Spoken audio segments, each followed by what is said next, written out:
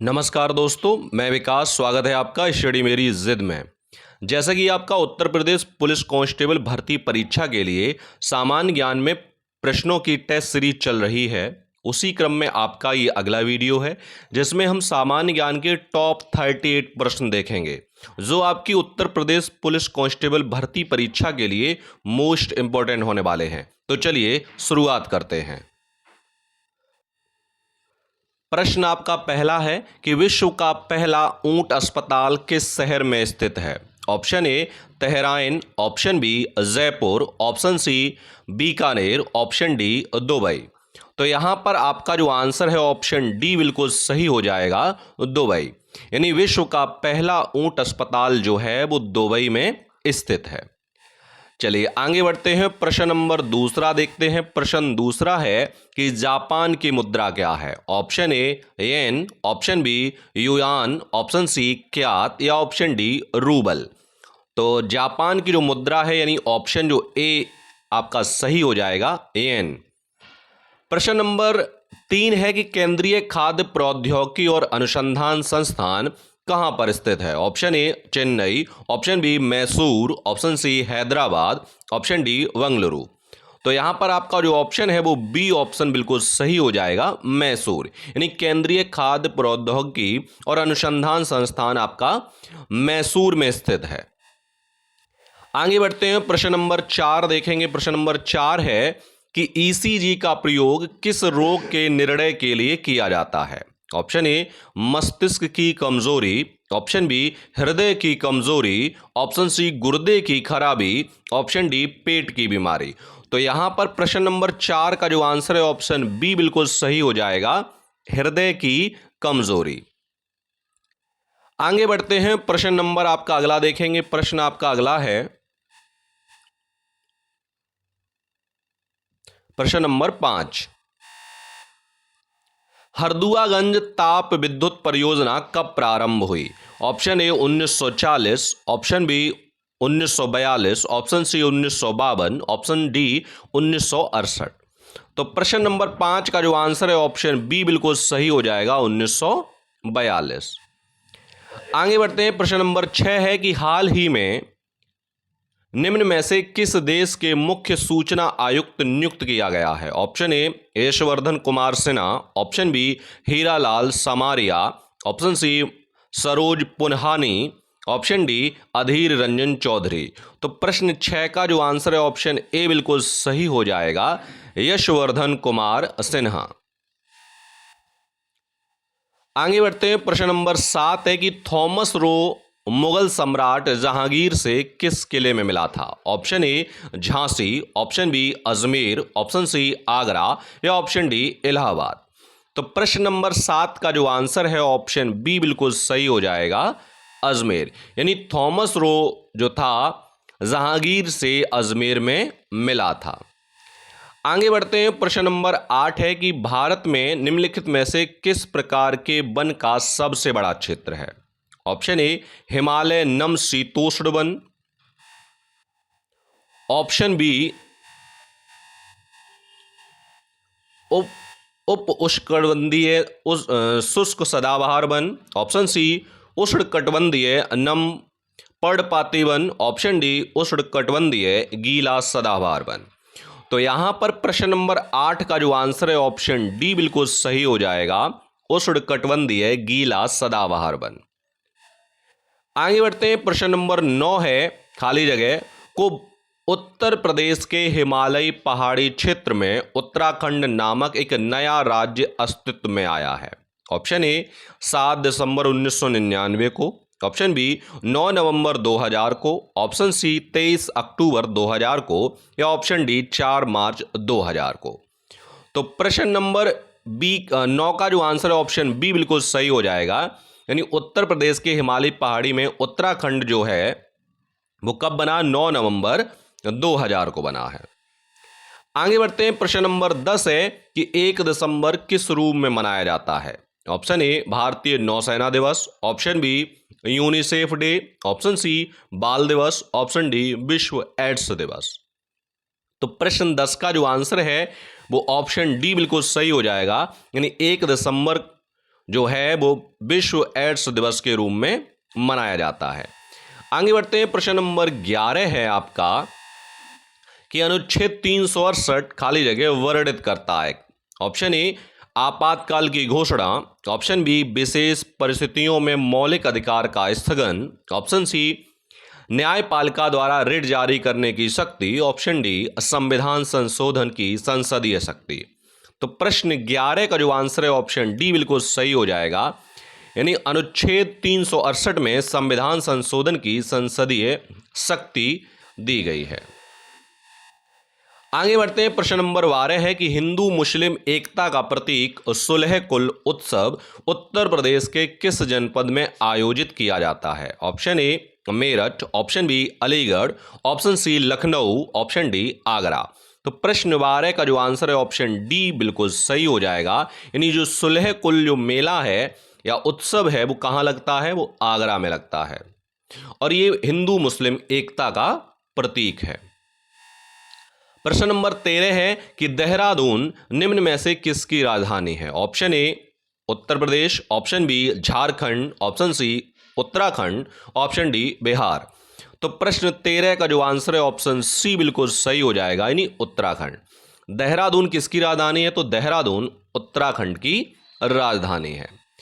आगे बढ़ते हैं, प्रश्न नंबर 14 है कि निम्नलिखित में से कौन सी जोड़ी किसी राज्य और उससे संबंधित कला शैली को दर्शाती है। Option A Tamil Nadu Orissa, option B Uttar Pradesh Kathak, option C Punjab Mohiniattam, option D Assam Kathakali. तो प्रश्न 14 का जो आंसर है यहाँ पे ऑप्शन जो बी है वो बिल्कुल सही हो जाएगा, यानी उत्तर प्रदेश कथकली। चलिए आगे बढ़ते हैं, प्रश्न नंबर आपका अगला देखेंगे, प्रश्न नंबर 15 कि निम्नलिखित में से कौन सा रक्त प्रोटीन प्लाज्मा में पानी की मात्रा को नियंत्रित करता है। Option A albumin, option B globulin, option C fibulin, option D इनमें से कोई नहीं। तो प्रश्न 15 का जो आंसर है ऑप्शन ए बिल्कुल सही हो जाएगा आपका, एल्बुमिन। आगे बढ़ेंगे, प्रश्न नंबर 16 है कि निम्नलिखित में से किस जिले की सीमा नेपाल से लगती है। Option A Ballia, option B Gorakhpur, option C Maharajganj, option D Basti. तो प्रश्न 16 का जो आंसर है ऑप्शन सी बिल्कुल आपका सही हो जाएगा, महाराजगंज, यानी महाराजगंज जिले की सीमा नेपाल से लगती है। प्रश्न 17 है कि हाइड्रोजन के स्थान पर गुब्बारे में इस्तेमाल कौन सी गैस होती है। Option A nitrogen, option B helium, option C neon, option D argon. तो प्रश्न 17 का जो आंसर है ऑप्शन बी बिल्कुल सही हो जाएगा, हीलियम। आगे बढ़ेंगे, प्रश्न नंबर 18 है कि मरणोपरांत भारत रत्न की उपाधि पाने वाला पहला व्यक्ति कौन था। Option A V R Ambedkar, option B K Kamaraj, option C Lal Bahadur Shastri या option D M G Ramachandran. तो प्रश्न 18 का जो आंसर है ऑप्शन सी बिल्कुल सही हो जाएगा, लाल बहादुर शास्त्री। आगे बढ़ेंगे, प्रश्न नंबर 19 है कि निम्नलिखित में से किसने रेडियम की खोज की थी। Option A Marie Curie, option B Albert Einstein, option C R A Millikan, option D Pavel स्किचिंग। तो प्रश्न नंबर 19 का जो आंसर है ऑप्शन ए बिल्कुल सही हो जाएगा, मैरी क्यूरी, यानी रेडियम की खोज किसने की थी, तो रेडियम की खोज मैरी क्यूरी ने की थी। प्रश्न 20 है कि वेब पेजों और प्रोग्रामों के अनुरोध के लिए और उन्हें पूरा करने के लिए प्रयोग करते हैं। Option A hyper text marketing language, option B hyper text markup language, option C Hotmail text markup language या option D home text markup language. तो प्रश्न 20 का जो आंसर है ऑप्शन बी बिल्कुल सही हो जाएगा, हाइपर टेक्स्ट मार्कअप लैंग्वेज। आगे बढ़ेंगे, प्रश्न नंबर 21 है कि उत्तर प्रदेश का सर्वोच्च पुलिस अधिकारी कौन होता है। Option A DIG, option B DG, option C IG, option D ADG. तो प्रश्न 21 का जो आंसर है ऑप्शन बी बिल्कुल सही हो जाएगा, डीजी। चलिए आगे बढ़ते हैं, प्रश्न नंबर अगला देखेंगे, प्रश्न नंबर 22 है कि language of truth language of truth SS 2003-2020 नामक पुस्तक किसने लिखी? Option A Chetan Bhagat, option B Shashi Tharoor, option C Barack Obama या ऑप्शन डी सलमान रुश्दी। तो प्रश्न 22 का जो आंसर है ऑप्शन डी बिल्कुल सही हो जाएगा, सलमान रुश्दी। आगे बढ़ेंगे, प्रश्न नंबर 23 है आपका कि भारत का सबसे बड़ा हॉकी स्टेडियम राउरकेला यानी उड़ीसा में जो पड़ता है निर्मित हो रहा है, इस स्टेडियम का नाम किस महान व्यक्ति के नाम पर रखा जाएगा? Option A major Dhyan Chand, option B Pargat Singh, option C Birsa Munda या ऑप्शन डी महात्मा गांधी। तो प्रश्न 23 का जो आंसर है ऑप्शन डी सी बिल्कुल सही हो जाएगा, बिरसा मुंडा। आगे बढ़ेंगे, प्रश्न नंबर 24 है कि चोल काल किसके लिए प्रसिद्ध था? Option A gram panchayat, option B Rashtrakuta राजवंश के साथ युद्ध, ऑप्शन सी श्रीलंका के साथ व्यापार, ऑप्शन डी तमिल संस्कृति की उन्नति। तो प्रश्न 24 का जो आंसर है ऑप्शन ए बिल्कुल सही हो जाएगा, ग्राम पंचायत। आगे बढ़ेंगे, प्रश्न नंबर 25 है कि ब्रिटिश शासनकाल में संविधान के विकास में कौन सा कानून ऐतिहासिक नहीं था? Option A regulating act 1773, option B charter act 1833, option C government of India act 1919, option D presentation of civil rights act 1955।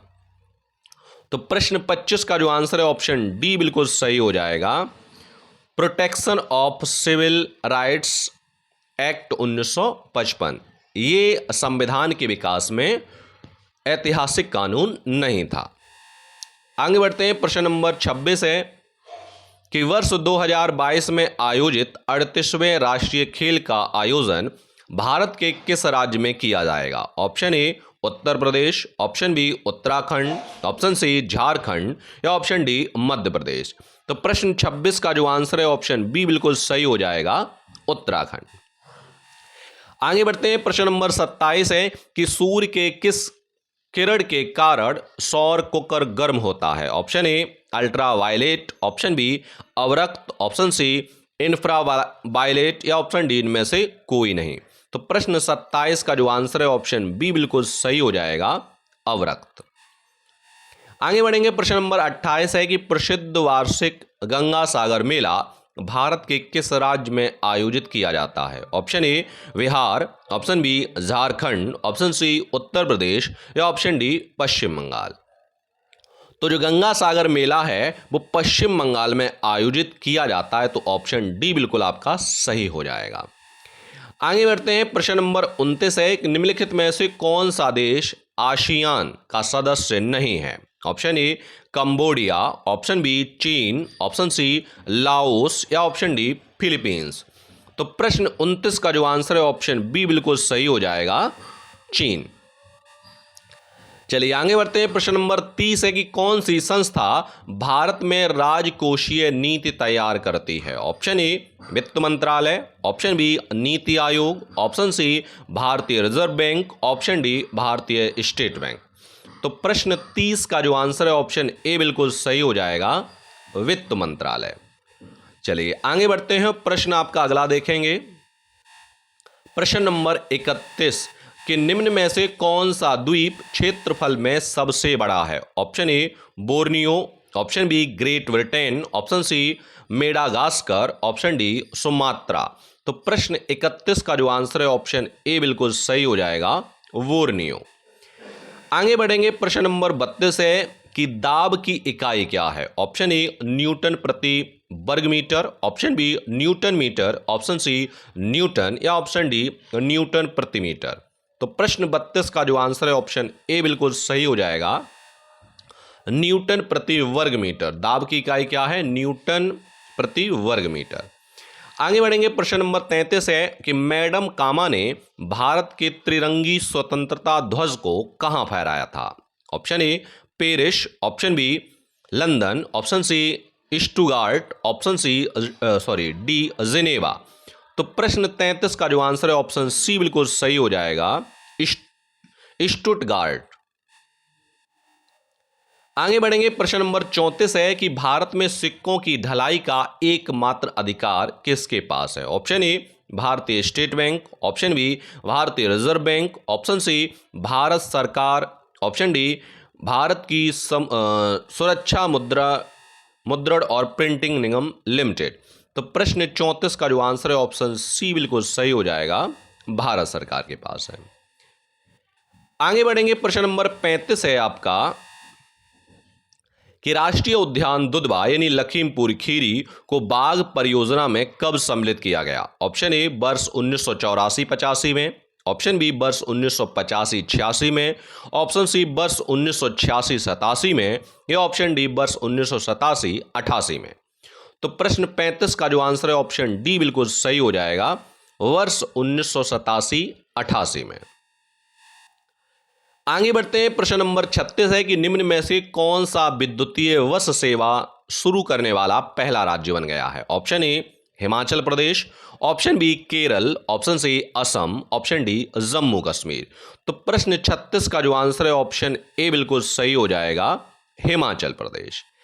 आगे बढ़ते हैं। प्रश्न नंबर 37 है कि संयुक्त राष्ट्र के किस अनुच्छेद में कहा गया है कि संयुक्त राष्ट्र अपने मुख्य या सहायक अंगों में स्त्रियों और पुरुषों की किसी भी हैसियत से और समानता के आधार पर भाग लेने की पात्रता पर कोई प्रतिबंध नहीं लगाएगा?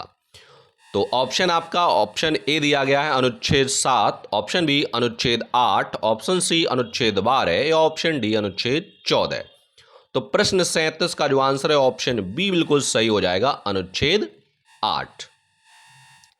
आगे बढ़ेंगे और इस वीडियो का लास्ट प्रश्न है आपका प्रश्न नंबर 38 कि उत्तर प्रदेश को कुल कितने कृषि जलवायु प्रदेश में विभाजित किया गया है? Option A 8, option B 9, option C 10 या ऑप्शन डी 11। तो प्रश्न 38 का जो आंसर है ऑप्शन बी बिल्कुल सही हो जाएगा, 9। तो ये थे आपके 38 मोस्ट इंपॉर्टेंट सामान्य ज्ञान के प्रश्न जो मैंने आपको इस वीडियो में करा दिए हैं। मिलते हैं हम आपको अगले वीडियो में, तब तक के लिए धन्यवाद।